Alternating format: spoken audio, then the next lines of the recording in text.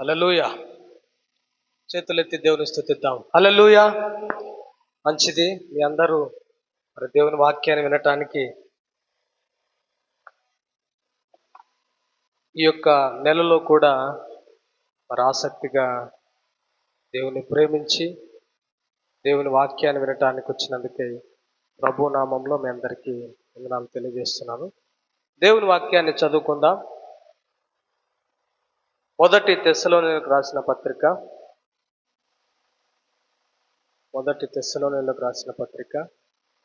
2వ అధ్యాయము 19 వచ్చిన ఒకసారి చదువుదాం. మొదటి తెస్సలోనిలకు రాసిన పత్రిక 2:19. తీసిన వారు చదవండి. ఏలైనగా చూడండి అమ్మ అందరూ, మా నిరీక్షణ ఆయనను ఆనందమైనను అతిశయ కిరీటమైనను ఏది? మన ప్రభువైన యేసు యొక్క రాకడ సమయమున ఆయన ఎదుట మీరే కదా. నిశ్చయముగా మీరే మా మహిమయు ఆనందమును అయి ఉన్నారు. ఏలైనగా మా నిరీక్షణ అయినను ఆనందమైనను అతిశయ కిరీటమైనను ఏది? మన ప్రభు అయిన యేసు యొక్క రాకడ సమయమున, మన ప్రభు అయిన యేసు యొక్క రాకడ సమయమున. ఇది గమనించండి. మన ప్రభు అయిన యేసు యొక్క రాకడ సమయమున ఆయన ఎదుట మీరే కదా. నిశ్చయముగా మీరే మా మహిమయు ఆనందమునై ఉన్నారు. హల్లెలూయా. రాకడ సమయమున మా మహిమయు మా ఆనందమును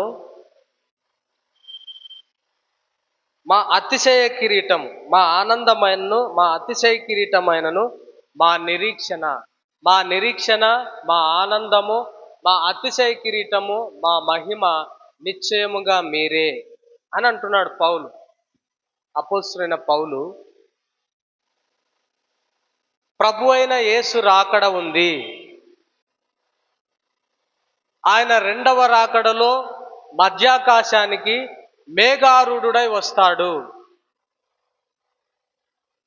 ఆయన వచ్చినప్పుడు మీరే మా ఆనందము, మీరే మా అతిశయము, మీరే మా మహిమ అని అపోస్తలుడైన పౌలు తెస్సలోనికలో ఉండే నీతిమంతులతో మాట్లాడుతున్నాడు. తెస్సలోనిక అనే ఒక ఊరు పేరుంది. ఆ ఊర్లో ఒక సంఘం ఉంది. ఆ సంఘములో రక్షింపబడిన వారు ఉన్నారు. యేసు ప్రభు నీతి వారి మీద మోపబడుట చేత నీతిమంతులుగా పిలువబడిన వారు ఉన్నారు. ఆ నీతిమంతులతో అపోస్తలుడైన పౌలు ఏమంటున్నారంటే, యేసు ప్రభు నీతి మోపబడటం ద్వారా నీతిమంతులైన ఓ విశ్వాసులారా, ప్రభు అయిన యేసు ఇదిగో నేను మేఘారూఢుడై వచ్చుచున్నాను, ఇదిగో నేను త్వరగా వచ్చుచున్నాను, ఇదిగో నేను రెండవ రాకడలో వచ్చుచున్నాను అని చెప్తున్నాడు కదా.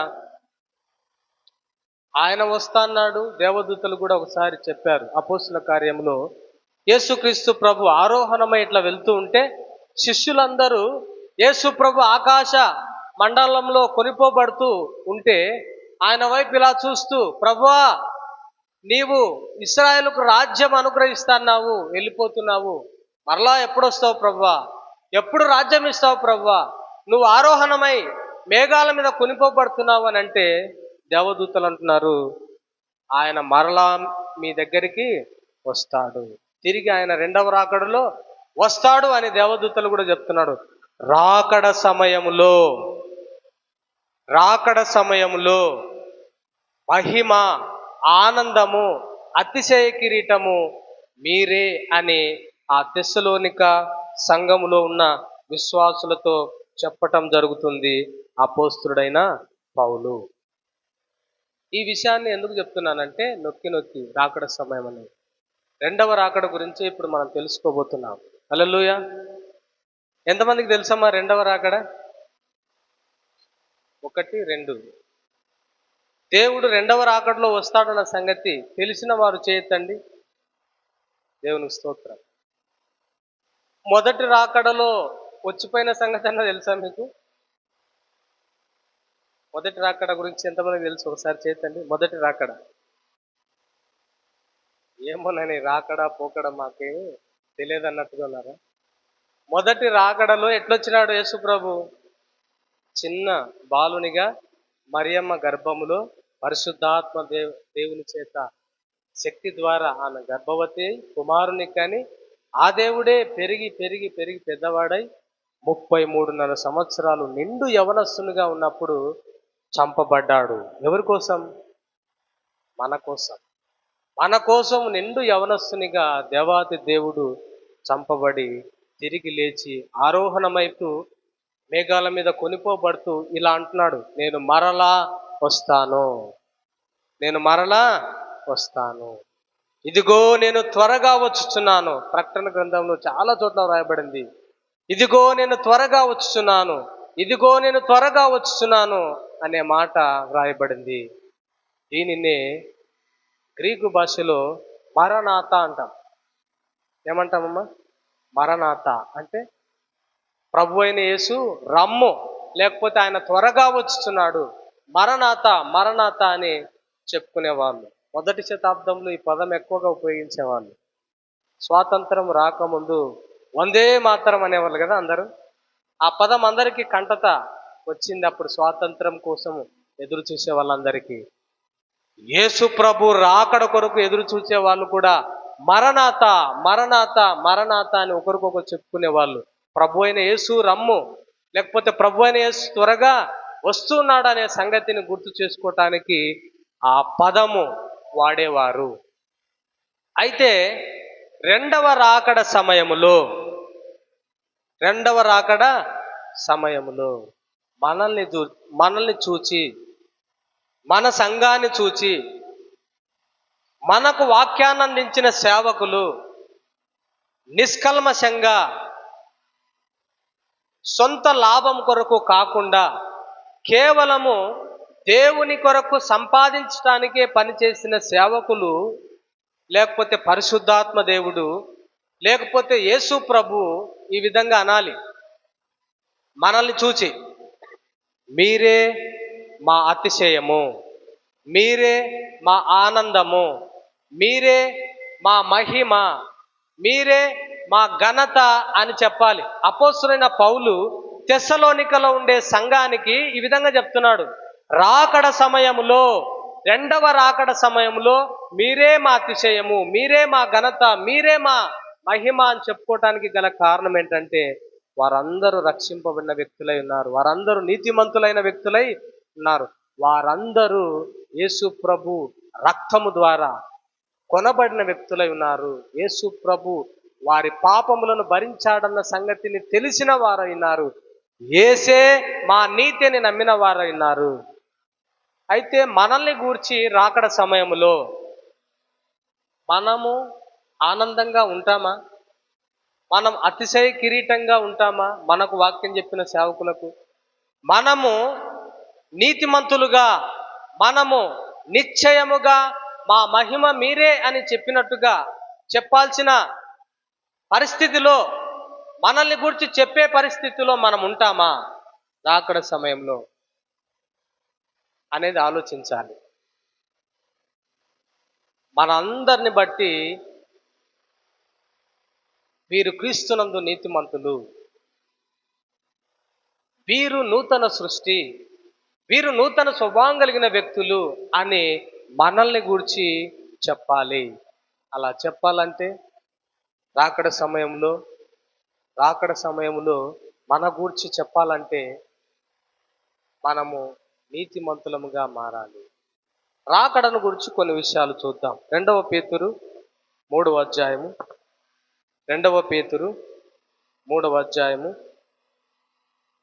3 నుంచి చదువుకుందాం.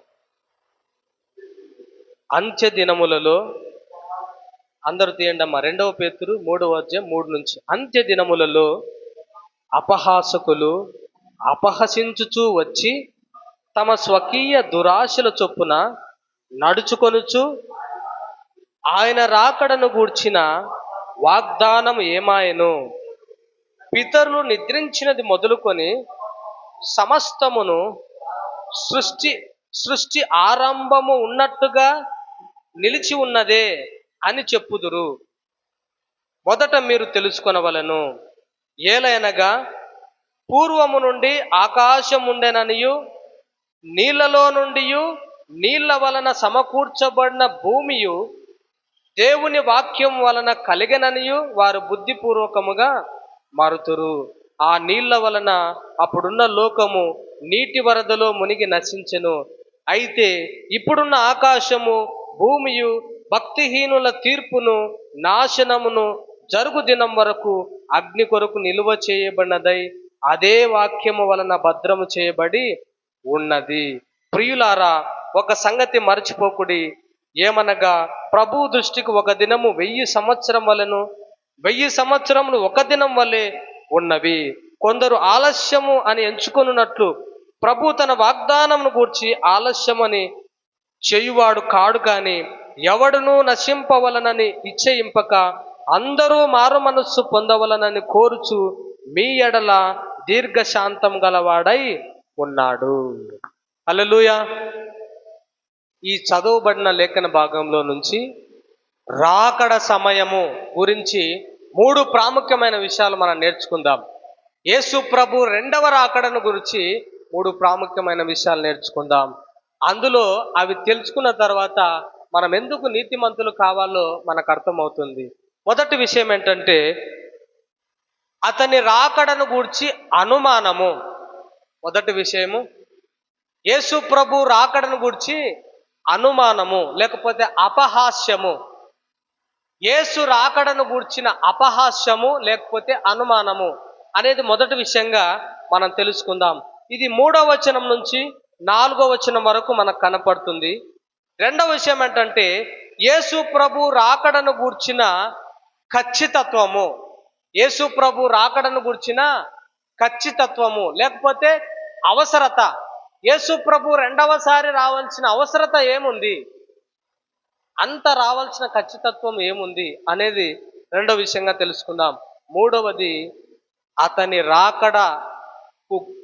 రాకడకు గల ఆలస్యం. అతని రాకడ ఎందుకు ఆలస్యం అవుతుంది, యేసు ప్రభు రాకడకు కూర్చిన ఆలస్యము. ఈ 3 విషయాలు తెలుసుకొని ఇవి తెలిస్తే మనం ఎందుకు నీతిమంతులు కావాలనేది మనకు తెలుస్తుంది. మొదటి విషయం ఏంటంటే 2వ పేతురు 3వ అధ్యాయము 3-4 వచనాల్లో చెప్పబడుతున్నట్లుగా అతని రాకడను గూర్చిన అనుమానము లేకపోతే అతడి రాకడను గూర్చిన అపహాస్యము చూద్దాం. చూడండి 3వ వచనంలో చదువుదాం. 2వ పేతురు 3:3 అంత్య దినములలో, గమనించండమ్మా, అంత్య దినములలో అపహాసకులు అపహసించుచు వచ్చి తమ స్వకీయ దురాశలు చొప్పున నడుచుకొనుచు ఆయన రాకడను గూర్చిన వాగ్దానము ఏమాయను, పితరులు నిద్రించినది మొదలుకొని సమస్తమును సృష్టి ఆరంభమున్నట్టుగానే నిలిచి ఉన్నది అని చెప్పుదురు అని మీరు తెలుసుకొనవలెను అని చెప్తున్నాడు.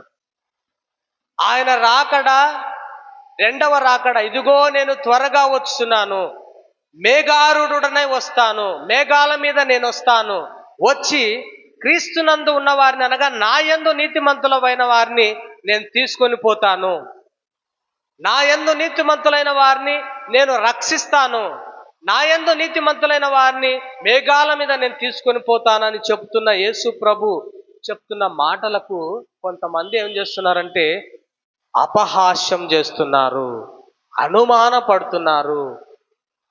ఇలా అపహాస్యం చేసే వారి యొక్క గుణాలు, అనుమానము వ్యక్తపరిచే వారి యొక్క నడత, వారి యొక్క ఫిర్యాదు మనం చూద్దాం. అనుమాన పడే వారి యొక్క గుణాలు, లేకపోతే అపహాస్యము చేసే వారి లక్షణాలు, లేకపోతే అపహాస్యం చేసే వారి యొక్క నడక, వారి యొక్క నడత, వారి యొక్క ప్రవర్తన, లేకపోతే అపహాస్యము చేసే వారి యొక్క ఫిర్యాదు. ఈ 3 విషయాలు మొదటి విషయంలో మనం చూద్దాం. మొదటి విషయం ఏంటంటే యేసు ప్రభు రాకడను గురించిన అనుమానము. ఎవరికి వచ్చింది అనుమానము? అనుమాన పడే వారి యొక్క లక్షణాలు ఏంటి? వారు నీతిమంతులు కాదా? వాళ్ళు రక్షింపబడిన వారా, రక్షింపబడని వారు కారా? రక్షింపబడిన వారైతే వారి యొక్క నడకెట్లుంది, రక్షింపబడని వారైతే వారి యొక్క కంప్లైంట్ ఏంది అనేది మొదటి విషయంలో మనం చూద్దాం. అనుమానపడే వారి యొక్క లక్షణాలు చూద్దాం. చూడండి, 3వ అధ్యాయము 3వ వచనము మొదటి లైన్. అంత్య దినములలో అపహాసకులు అపహసించుచు వచ్చి, వాళ్ళు ఏం చేస్తారంటే వాళ్ళ గుణాలు మొదటగా యేసు ప్రభువును నమ్మని వారు, నీతిమంతులు కాని వారు, ఆయన రాకడ యందు విశ్వాసం ఉంచని వారు. మా వింటున్నారా? ఇందాక రాకడ ఎంతమందికి తెలుసు అని అడిగినప్పుడు, ఎంతమందికి తెలుసు అన్నప్పుడు కొంతమంది మాత్రమే చేయెత్తారు. ఇంకా చాలా మంది ఎత్తలేదంటే వారికి రాకడ తెలుసా తెలియదా, లేకపోతే యేసు ప్రభు ద్వారా వాళ్ళు నీతిమంతులు అయ్యారా లేదా, పాప స్వభావం తీసివేయబడిందా లేదా అనే సంగతి ఈ లక్షణాల వల్ల తెలుస్తుంది. అనుమానపడి అపహాస్యం చేసే వారి లక్షణం ఏంటంటే, వారు అంత్య దినములలో అపహాసకులు అపహసించుచూ వచ్చి తమ స్వకీయ దురాశల చొప్పున నడుచుకుంటారు. తమ స్వకీయ దురాశల చొప్పున నడుచుకుంటారు. స్వకీయ దురాశ ఎక్కడి నుంచి వస్తుంది? అమ్మా అందరు వినాలి, కూర్చోండమ్మా, వచ్చిన వారు త్వరగా కూర్చోండి. స్వకీయ దురాశ ఎక్కడి నుంచి వస్తుంది అని అంటే పాప స్వభావములో నుండి వస్తుంది. హృదయం మారని స్థితిలో నుండి వస్తుంది. ఈ స్వకీయ దురాశలలో నుండి వారు ఆ దురాశల ద్వారా, స్వకీయ దురాశల ద్వారా అపహసించుచు ఆ స్వకీయ దురాశల చొప్పున నడుచుకుంటూ వీళ్ళేమంటారంటే, వీళ్ళ లక్షణాలు ఇంకా వీళ్ళేమంటారంటే 4వ వచనం కనపడుతుంది. ఆయన రాకడను గూర్చిన వాగ్దానము ఏమాయనో. ఆయన రాకడను గూర్చిన వాగ్దానము ఏమాయనో. ఆయన రాకడను గూర్చిన వాగ్దానం ఏంటి? మా వింటున్నారా? ఆయన రాకడను గురించి వాగ్దానం ఏంటంటే, ఇదిగో నేను త్వరగా వచ్చుచున్నాను, వచ్చి వాని క్రియల చొప్పున వారికి జీతం ఇస్తాను. అంత మాత్రమే కాదు, ఆ రాకడ సమయములో మీరందరికీ అతిశయ కిరీటము, ఆనంద కిరీటము, దీవెనలు, ఘనత, మహిమ, మెప్పు పరలోకములో రాకడలో మీకు ఉంటుంది. అది నేనే మీకు అనుగ్రహిస్తాను. నాతో పాటు మిమ్మల్ని మేఘాల మీద తీసుకొని పోతాను అన్నది రాకడ వాగ్దానం. ఈ వాగ్దానాన్ని గూర్చి అపహాసకులు అపహసించుచు స్వకీయ దురాశల చొప్పున నడుచుకుంటూ ఏమంటున్నారంటే, ఆయన రాకడను గూర్చిన వాగ్దానం ఏమైంది?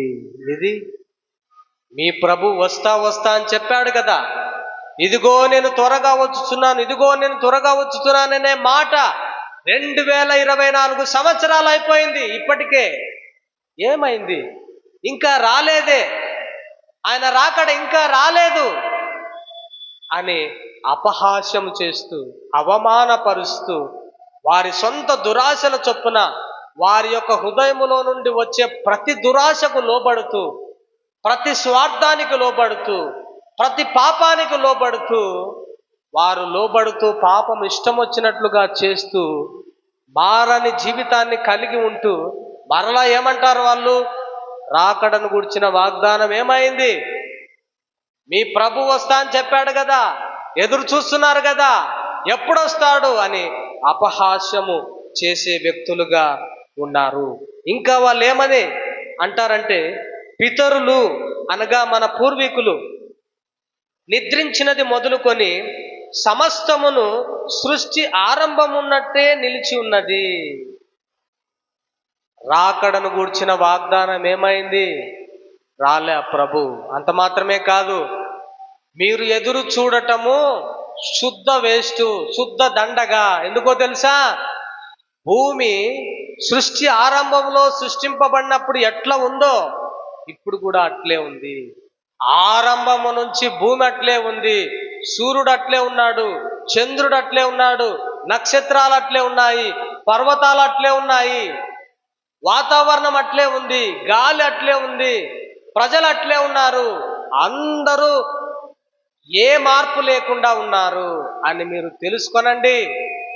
రాకడను గూర్చి ఎదురు చూచే విశ్వాసులారా, రాకడను గూర్చి ఎదురు చూచే నీతిమంతులారా, రాకడను గూర్చి ఎదురు చూచే యేసు ప్రభు ద్వారా ప్రభునందు నూతన సృష్టి అయిన నూతన స్వభావం కలిగిన వ్యక్తులారా, రాకడ లేదు, ఏం లేదు.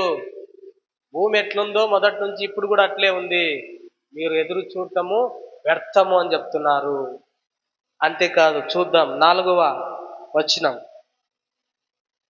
చెప్పుదురు అని మీరు తెలుసుకొనవలెను, ఏలైనగా పూర్వము నుండి ఆకాశము ఉండెననియు, నీళ్లలో నుండి నీళ్ల వలన సమకూర్చబడిన భూమియు దేవుని వాక్యం వలన కలిగననియు వారు బుద్ధిపూర్వకముగా మరుతురు. ఇవన్నీ దేవుని వాక్కు ద్వారా కలిగిన సంగతి వాళ్ళు మర్చిపోతారు. హల్లెలూయా. రాకడను గూర్చి అనుమానపడి అపహాస్యం చేసే వారి యొక్క లక్షణాలు ఈ విధంగా ఉన్నాయి. వీళ్ళేం రక్షింపబడకుండా పాపములోనే ఉంటూ పాపపు జీవితాన్ని జీవిస్తూ ఇష్టం వచ్చినట్లుగా బ్రతుకుతూ నీతిమంతులైన నూతన సృష్టిగా మార్చబడిన వ్యక్తులతో ఈ విధంగా హేళన చేస్తున్నారు. ప్రియమైన దేవుని బిడ్డలారా, ఈ దినాల్లో మనకు కూడా ఇలాంటి వాళ్ళు మన చుట్టుపక్కల కనపడుతూ ఉంటారు. దేవుని రాకడ అంటే ఇంకెక్కడ రాకడ ఉంది అనే వాళ్ళు ఉన్నారు, రాకడ లేదు, ఏం లేదనే వాళ్ళు ఉన్నారు. రెండవ రాకడ 2024 సంవత్సరాలు అయింది, ఎప్పటి నుంచో చెప్తానే ఉన్నారు దేవుని రాకడ వస్తుందని, రాకడ వస్తుందని, రావటం లేదని చెప్పే వాళ్ళు ఉన్నారు. ఇక్కడ అవిశ్వాసులు మాత్రమే చెప్తున్నారు. కానీ ఆశ్చర్యమైన విషయం ఏంటంటే, బాధపడాల్సిన విషయం ఏంటంటే, కొంతమంది విశ్వాసులు కూడా రాకడ గురించి నమ్మటం లేదు. ఎందుకో తెలుసా? రాకడను గురించిన అవగాహన వారికి లేకపోవటమో, లేకపోతే రాకడను గురించి ఎప్పుడొస్తాడో తెలియకపోవటమో, లేకపోతే రాకడ ఉందన్న సంగతి మర్చిపోవటమో, నీతిమంతులయ్యామన్న వరకు తెలుసు కొంతమందికి, రక్షణ యేసు ప్రభు ద్వారా మాత్రమే వచ్చిందన్న సంగతి కొంతమందికి తెలుసు. కానీ వాళ్ళు పసిపిల్లలుగానే ఉంటూ క్రీస్తునందు వాక్యముని ఇంకా ఎరుగక దేవుని రాకడ ఉన్నది, రెండవ రాకడ ఉన్నది, ఆ రాకడలో మనం ఎత్తబడతాము, మనము దేవుని చేత కొనిపోబడతాము, మనము మహిమ కిరీటంగా, అతిశయ కిరీటంగా, ఆనందంగా, మహిమగా, ఘనతగా మనం ఉంటాము దేవుని సన్నిధిలో అనే సంగతి చాలా మందికి తెలియక మర్చిపోతున్నారు. అయితే తెలియని అవిశ్వాసులైనా, తెలియని విశ్వాసులైనా ఈ విషయాన్ని తెలుసుకోవాలి. యేసు ప్రభు రాకడ ఉన్నది, యేసు ప్రభు రాకడ ఉన్నది. దాని గురించి అపహాస్యం చేసే వాళ్ళు ఉంటే ఉండొచ్చు, నమ్మకుండా ఉండే వాళ్ళు ఉంటే ఉండొచ్చు. కానీ నమ్మిన మనము దేవుడు వస్తాడని దేవుని వైపు ఎదురు చూస్తూ ఉండే వ్యక్తులముగా మనం ఉండాలని ప్రభు నామంలో మనం చేస్తున్నాను. లోకస్తులు చేసే ఫిర్యాదు, మీ దేవుడేమాయను, ఇంకా రాలేదు, భూమి అట్లే ఉంది, ఆకాశం అట్లే ఉంది, నక్షత్రాలు అట్లే ఉన్నాయని కంప్లైంట్ చేసే వాళ్ళ అవిశ్వాసపు మాటలు, అవిశ్వాసపు యొక్క నడత, అవిశ్వాసుల యొక్క ఫిర్యాదులు మనం పట్టించుకోకుండా దేవుని రాకడ ఉన్నది అనే వాగ్దానాన్ని నమ్మి దేవునిలో ఆనందించే వ్యక్తులుగా ఉండాలని ప్రభు నామంలో మనం చేస్తున్నాను. హల్లెలూయా. నేను అనుకుంటున్నాను రాకడ అతి సమీపంగా ఉంది. హల్లెలూయా. ఎందుకో తెలుసా? ఇశ్రాయేలు దేశంలో ఇప్పుడు యుద్ధాలు జరుగుతున్నాయి.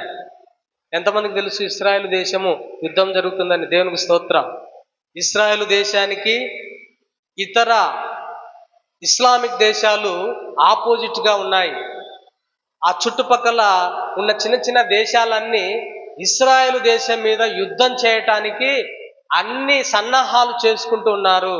ప్రతిరోజు ఇశ్రాయేలు దేశము ఇరాన్ మీద, ఇరాక్ మీద బాంబుల వర్షం కురిపిస్తూనే ఉంది. వందల కొద్ది, వేల కొద్ది మనుషులు చచ్చిపోతున్నారు. అమాయకులైన ప్రజలు కూడా చచ్చిపోతున్నారు. ఈ కారణాలను బట్టి యెరూషలేము అనే ఒక దేవాలయము మాకు కావాలంటే మాకు కావాలంటే మాకనే దేవాలయాన్ని గూర్చిన గొడవ కూడా వారి మధ్యలో ఉన్నది. దేవాలయాన్ని గూర్చిన కలహము కూడా వారి మధ్యలో ఉన్నది.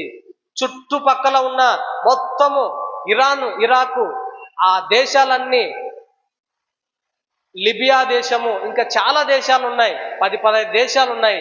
ఈ దేశాలన్నీ కూడా అన్నీ కలిసి ఇశ్రాయేలు దేశం మీద యుద్ధము ప్రకటించే గడియలు రాబోతున్నాయి.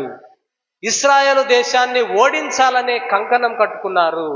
ఇది జరిగితే 3వ ప్రపంచ యుద్ధము ప్రారంభమవుతుంది. ఈ యుద్ధ వాతావరణాలు, ఈ యుద్ధ సమాచారము, యుద్ధము సమకూర్చటము, యుద్ధానికి సిద్ధమవటము, ఇవన్నీ జరుగుతున్నాయంటే యుద్ధం అనంతరము దేవాలయం కట్టబడుతుంది. హల్లెలూయా. యెరూషలేం దేవాలయం ఇప్పుడు లేదు. ఆ ఉన్న స్థలములో దేవాలయం కట్టబడుతుంది. కట్టబడిన ఆ దేవాలయంలో బలులు స్టార్ట్ అవుతాయి. మరలా బలులు స్టార్ట్ అవుతాయి. ఎద్దులు, గొర్రెలు, ఆ పొట్టేళ్ల ద్వారా బలులు ప్రారంభమవుతాయి. బలులు ప్రారంభమైన తర్వాత పాప పరిహార పురుషుడు, క్రీస్తు విరోధి, వాడు బయలుపడతాడు. వాడు బయలుపడిన తర్వాత ప్రజలందరూ వీడు క్రీస్తు విరోధిని గుర్తుపట్టడానికి ఆ దేవాలయములో నిషిద్ధమైన జంతువును వాడు బలి అర్పిస్తాడు. బలి అర్పించినప్పుడు ప్రజలందరూ, అక్కడున్న యూదులు అతన్ని గుర్తుపట్టడం జరుగుతుంది. అప్పుడు గుర్తుపట్టగానే ఈ క్రీస్తు విరోధి, ఈ సాతానుకు సంబంధించిన వ్యక్తి ఆ ప్రజలను నాశనం చేయటానికి కంకణం కట్టుకొని వాళ్ళను ఓడించటానికి ప్రయత్నం చేస్తుంటాడు. వారికి కష్టాలు, శ్రమలు, అవే 7 ఏళ్ల శ్రమలు అంటారు. ఆ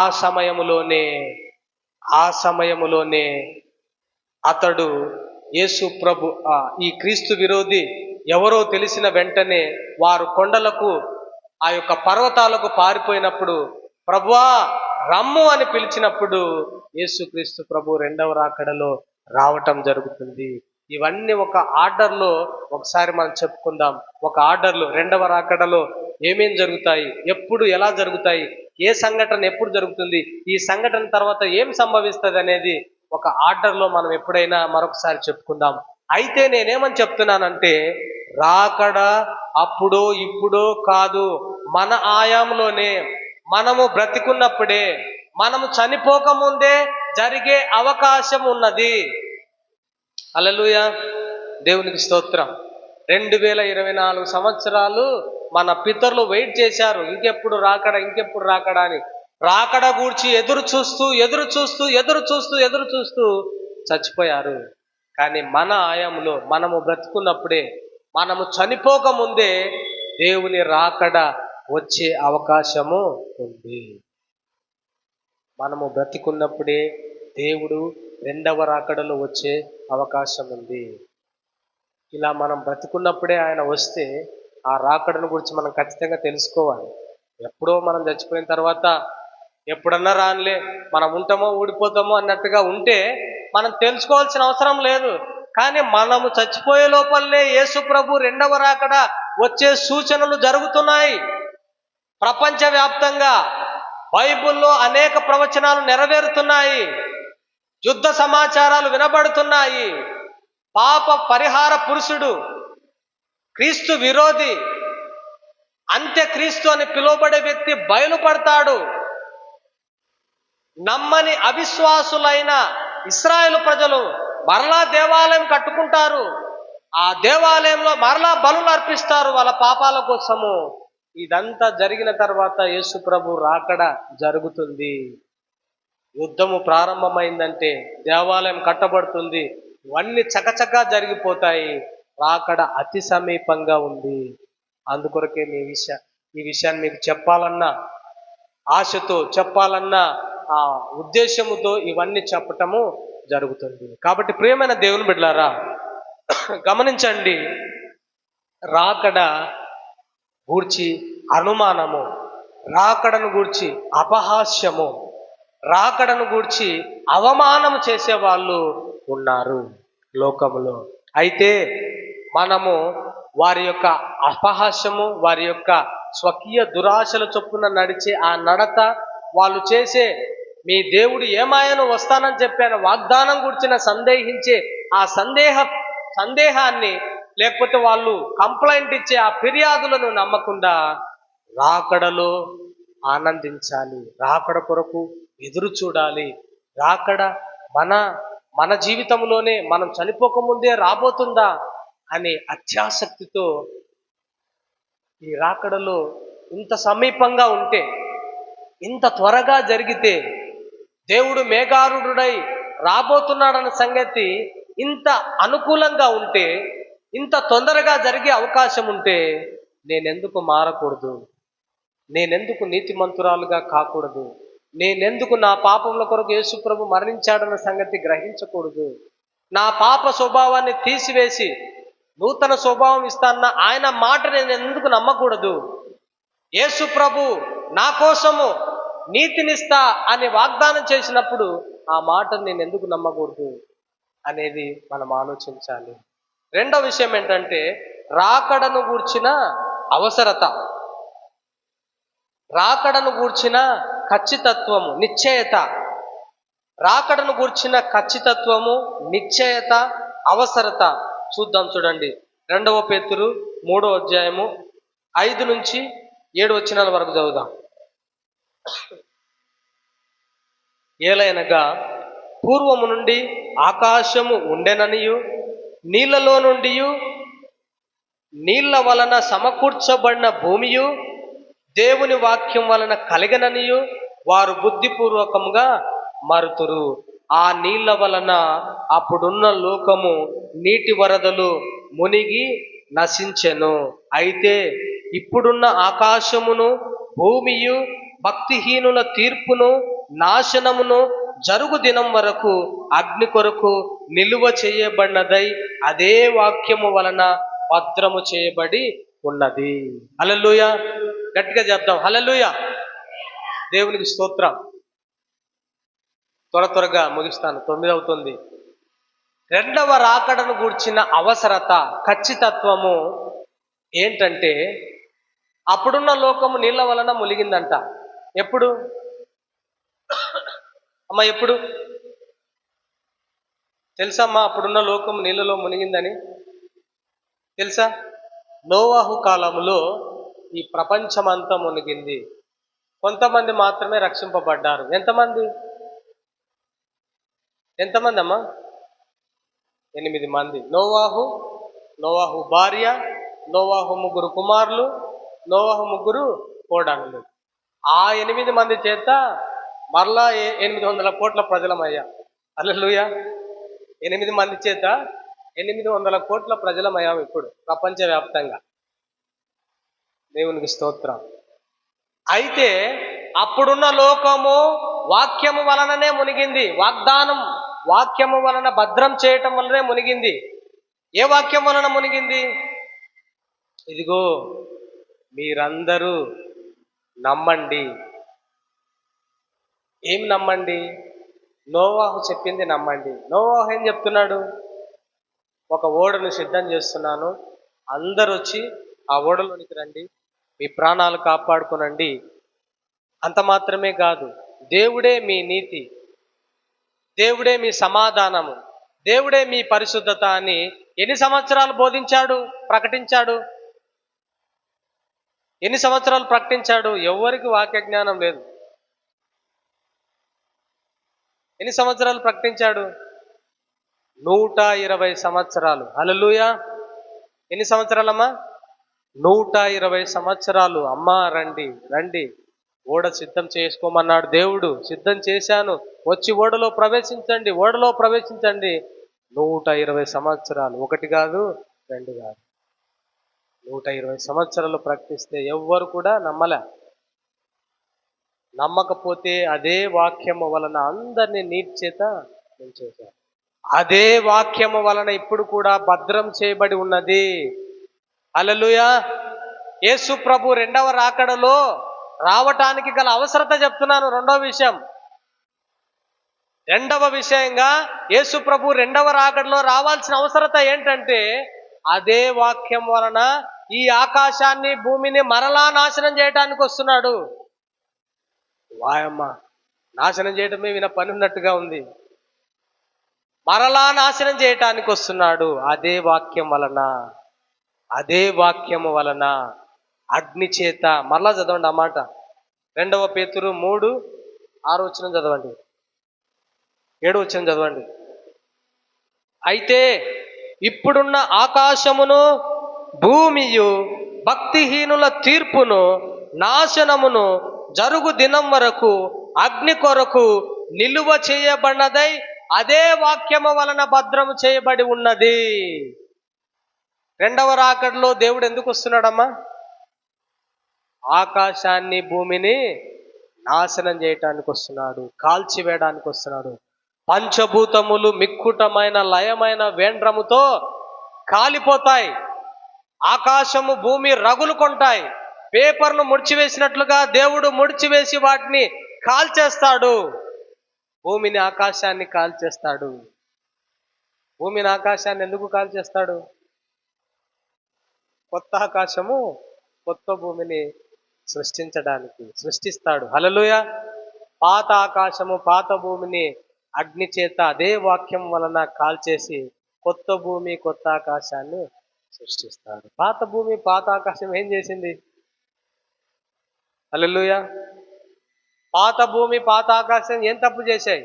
మనమంటే పాపం చేసినందుకు, లేకపోతే అపవాది వాని దూతలు పాపం చేసినందుకు నరకంలో పడటము సమంజసమే.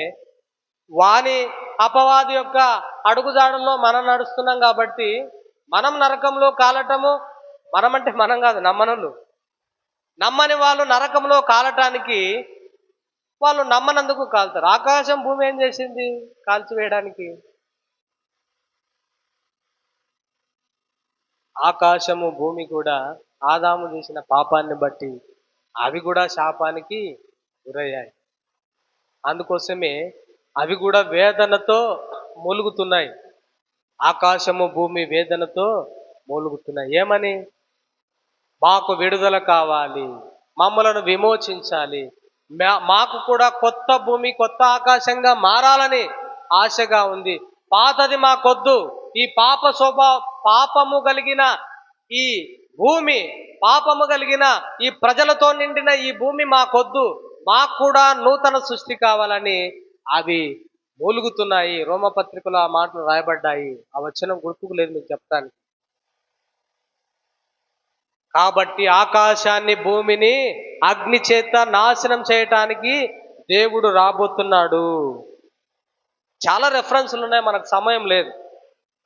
వీటన్నిటికీ రెఫరెన్సులు ఆ పరిశుద్ధ గ్రంథంలో ఉన్నాయి. ఇంకెందుకు రాబోతున్నాడు దేవుడు రెండవ రాకడలో? ఆకాశాన్ని భూమిని నాశనం చేసి కొత్త ఆకాశం కొత్త భూమిని సృష్టిస్తాడు. తర్వాత భక్తిహీనుల తీర్పు నాశనము. హల్లెలూయా, దేవునికి స్తోత్రం. హల్లెలూయా. ఎందుకు అవసరత? రెండవ అవసరత, యేసు ప్రభు రావటానికి గల రెండవ అవసరత ఏంటంటే భక్తిహీనుల తీర్పు నాశనం. ఎవరు భక్తిహీనులు? ఎవరు భక్తిహీనులు? యేసు నీతి మాకొద్దనే వాళ్ళందరూ భక్తిహీనులే. యేసు ప్రభు మా పాపముల కొరకు వెల చెల్లించలేదు అనే వాళ్ళందరూ భక్తిహీనులే. యేసు ప్రభు రక్తము మా పాపాన్ని కడగలేదని చెప్పే వాళ్ళంతా భక్తిహీనులే.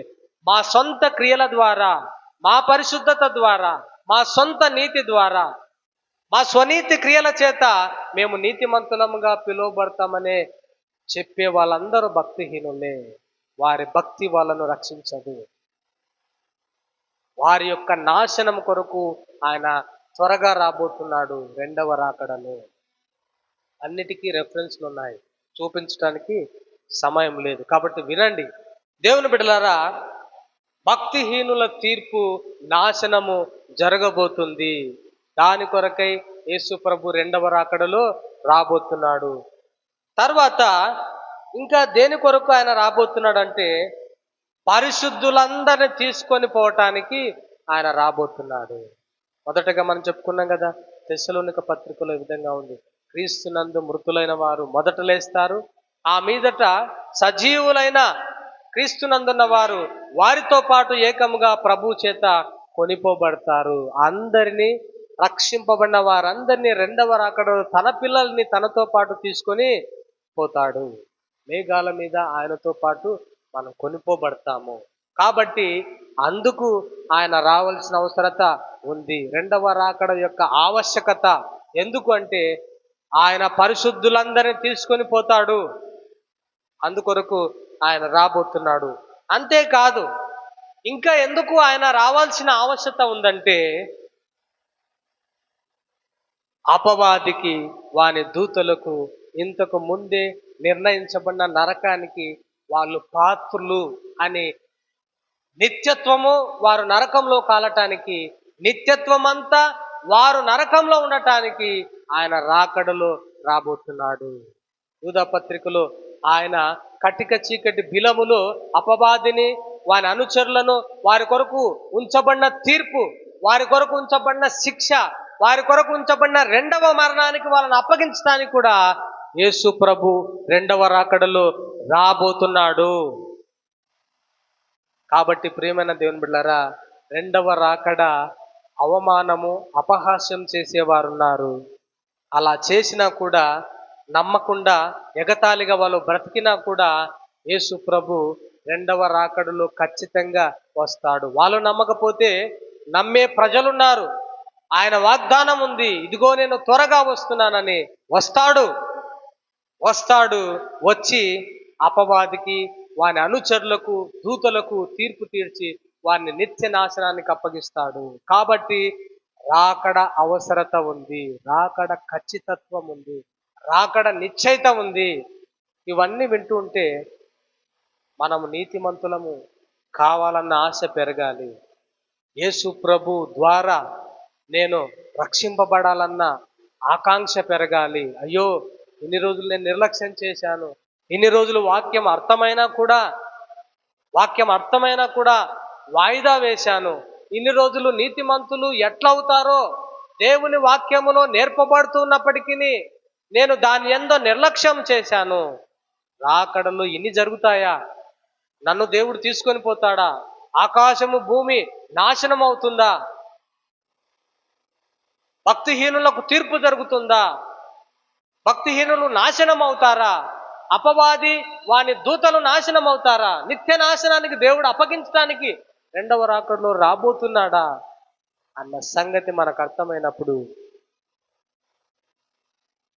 యేసు ప్రభుకు మన హృదయాన్ని ఇవ్వటానికి, యేసు ప్రభు ద్వారా మార్చబడటానికి, యేసు ప్రభు ద్వారా నీతిమంతులుగా కావటానికి, యేసు ప్రభు ఇచ్చే గొప్ప నూతన స్వభావం తీసుకోవటానికి, నీతిని తీసుకోవటానికి ఆశ పెరగాలి. ఇక మూడో విషయాన్ని చెప్పి నేను ముగిస్తాను. మూడోది ఏంటంటే, యేసు ప్రభు రాకడను గూర్చిన ఆలస్యం.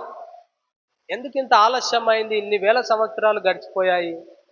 ఇప్పుడంటే అప్పుడో ఇప్పుడో రాకడ జరిగే సూచనలు జరుగుతున్నాయి అని అనుకుంటున్నాం.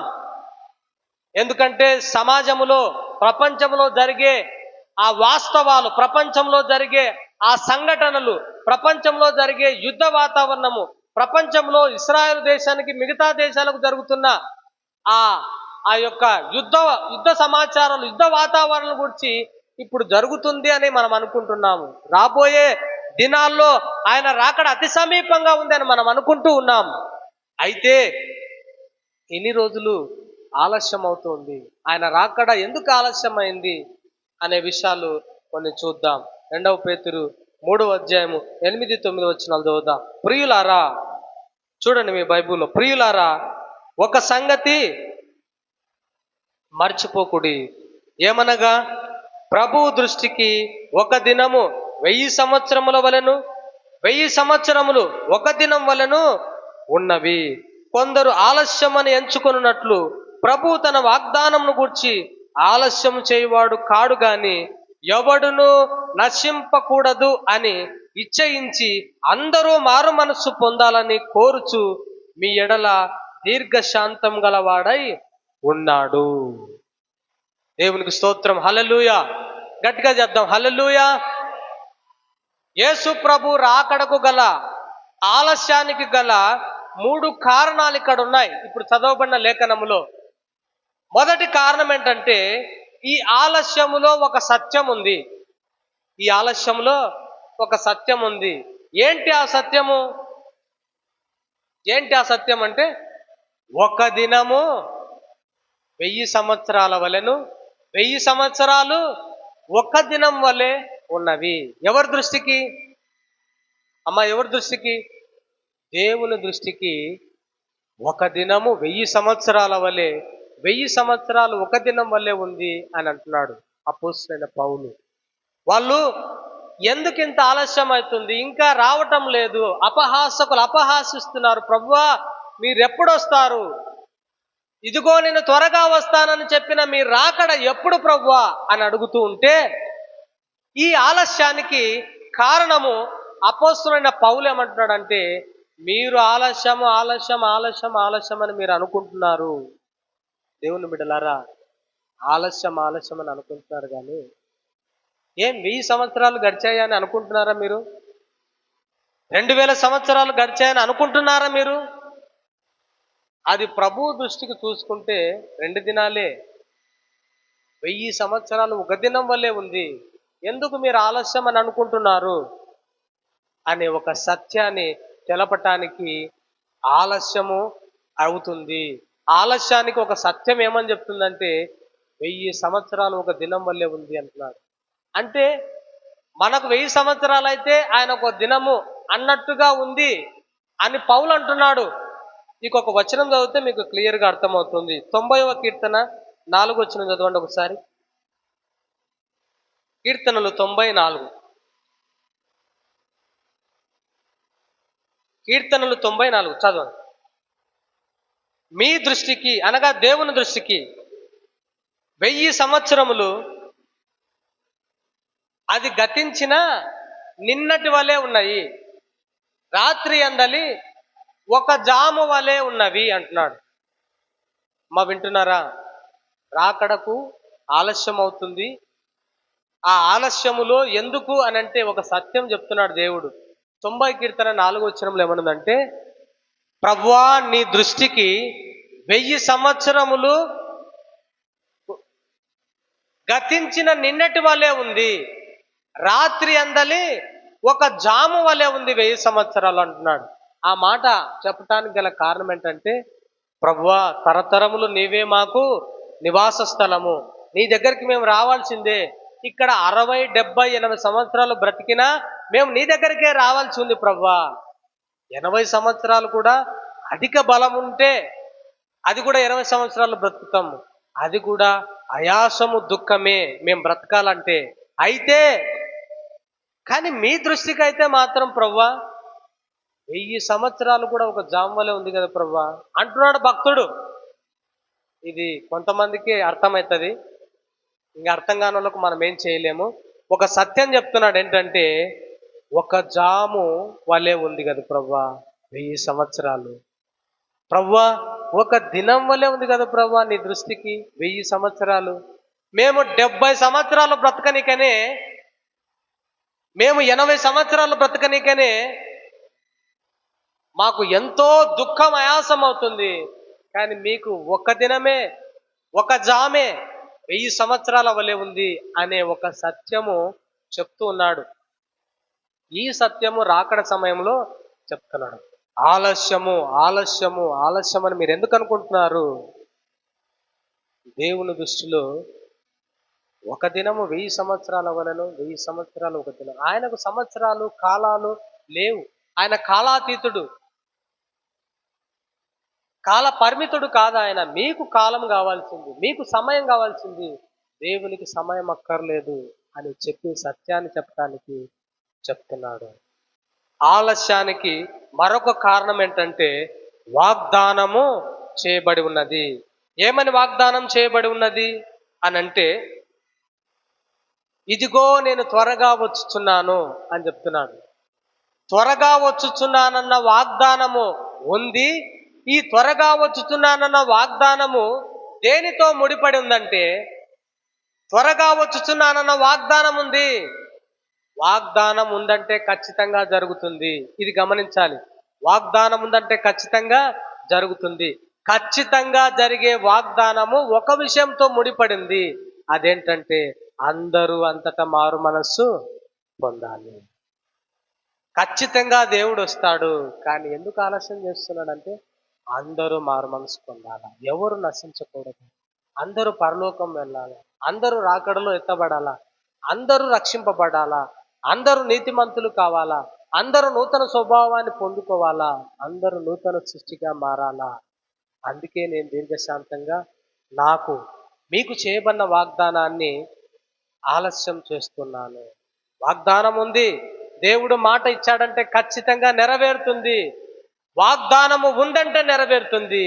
నెరవేర్పు ఎందుకు జరగటం లేదంటే లోకంలో ఉండే ప్రజలందరూ రక్షింపబడాలా, అందుకోసమే ఆలస్యం అవుతుంది అని దేవుని వాక్యము చెప్పటం జరుగుతుంది. కాబట్టి ప్రియమైన దేవుని బిడ్డలారా, చెప్పబడిన మాటలన్నిటికీ బైబిల్ ఆధారాలు ఉన్నాయి. అవి చూపించడానికి సమయం లేదు. కాబట్టి ఆలస్యానికి కారణము ఏంటో తెలుసా? లోకములో ఉండే ప్రజలందరికీ ఉచితంగా నీతిమంతులుగా తీర్చబడతారన్న సంగతి తెలపాల్సిన అవసరత ఉంది. లోకములో ఉండే ప్రజలందరికీ సొంత క్రియల ద్వారా ఎవరు కూడా రాకడలో ఎత్తబడరు అన్న సంగతి తెలపాల్సిన అవసరత ఉంది. రాకడ ఆలస్యం కావటానికి గల కారణము అందరూ కూడా యేసు ప్రభు ఇచ్చే నీతిని ప్రభు అయిన యేసుక్రీస్తు ద్వారా, ఆయన చేసిన బలియాగము ద్వారా, ఆయన ఇచ్చే నీతి ద్వారా తండ్రి అయిన దేవుడు యేసు ప్రభువును అందరికీ నిత్య జీవాన్ని వరంగా దానం చేస్తున్నాడన్న సంగతి అందరూ విశ్వసించాలి, మారు మనసు పొందాలి ఆ విషయంలో అని పరిశుద్ధాత్మ దేవుడు చెప్పడం జరుగుతుంది. అందుకే ఆలస్యం అవుతుంది. కాబట్టి ప్రియమైన దేవుని బిడ్డలారా, ముగించేస్తున్నాను. ఈ ఆలస్యానికి కారణం రక్షింపబడని వారే, నీతిమంతులు కాని వారే, రక్షణ అర్థం కాని వాళ్ళే అనే విషయాన్ని గమనించితే, అది అర్థమైందంటే యేసు ప్రభు రాకడ త్వరగా జరిగే అవకాశం ఉంది. ఆయన ఇదిగో నేను వస్తున్నానన్న వాగ్దానం నెరవేరే అవకాశం ఉంది. కాబట్టి రాకడను అపహాస్యం చేసే వాళ్ళు ఉన్నారు. రాకడ అవసరత ఎందుకో తెలుసుకున్నాము, రాకడ ఆలస్యం ఏంటో తెలుసుకున్నాము. ఇవన్నీ మనకు అర్థమైనప్పుడు రాకడ సమయంలో మనము అపోస్తలుడైన పౌలు చెప్పినట్లుగా మనమే ఆనంద కిరీటము, అతిశయ కిరీటము, మహిమ, ఘనత మనము ఆ యొక్క పరలోకములో రాకడ సమయంలో దేవుని ఎదుట ఉంటామన్న సంగతిని గ్రహించాలని ప్రభు నామంలో తెలియజేస్తూ ఈ మాటలను ముగిస్తున్నాను. ప్రార్థన చేసుకుందాం. తలలు ఉంచండి.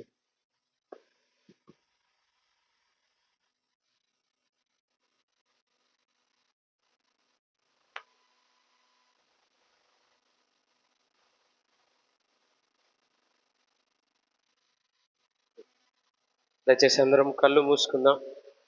ఇంతవరకు మనము దేవుని యొక్క మాటలను విన్నాం. రెండవ రాకడకు సంబంధించినటువంటి 3 విషయాలు దేవుని దాసుని ద్వారా దేవుడు మనతో మాట్లాడడం జరిగింది. రెండవ రాకడ యొక్క అపహాస్యమును గురించి మనము కొన్ని విషయాలు తెలుసుకున్నాం. యేసుక్రీస్తు ప్రభువారు ఈ లోకానికి మొదటి రాకడలో మనిషిగా వచ్చి అందరి పాపాలకు పరిహారము జరిగించి, అందరి పాపముల నిమిత్తము, అందరి పాపముల కొరకై సిలువకెక్కి తన రక్తాన్ని, ప్రాణాన్ని వెలగా పెట్టి మరణించి